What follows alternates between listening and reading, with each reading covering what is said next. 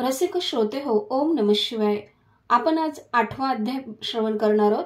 कालच्या अध्यायात आपण पाहिले की भद्रायूला शिवयोग्याने महामंत्र दिला।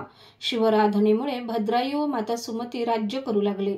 आजच्या अध्यायात सांगितले आहे की भद्रायूचा पिता वज्रभाऊ सोबत हेमरथ राजा युद्ध करायला येतो। वज्रभाऊ शत्रूच्या हातात सापडतो, त्यामुळे त्याला रथाला बांधून नेत असल्याची बातमी भद्रायूला समजते।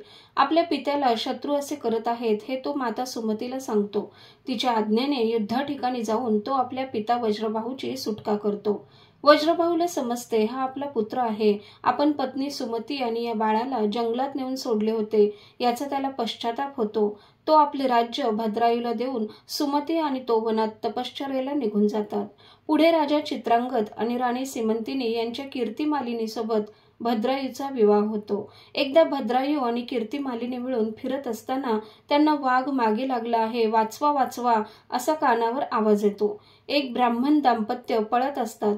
त्या क्षणी भद्रायू आपले बाण काढून वाघाला मारतो, मात्र वाघ त्या ब्राह्मण पत्नीला पाठीवर घेऊन मोठ्या डोंगराच्या पलीकडे उडी मारून निघून जातो।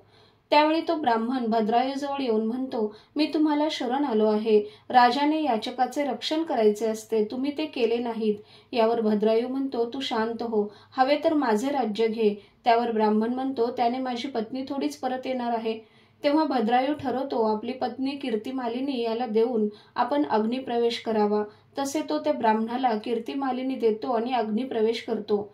त्यावेळी त्या अग्नीमध्ये शंकर पार्वती येतात। म्हणतात, तो ब्राह्मण व्याघ्र मीच होतो, मीच भवानी मातेला घेऊन निघून गेलो।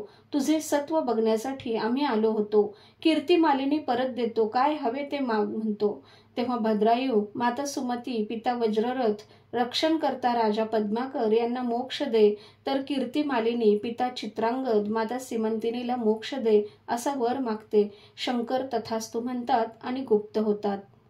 रसिक श्रोते हो, आज आपण या ठिकाणी थांबूयात। उद्या भेटूयात नवीन अध्यायाची कथा घेऊन। तोपर्यंत हरिओम।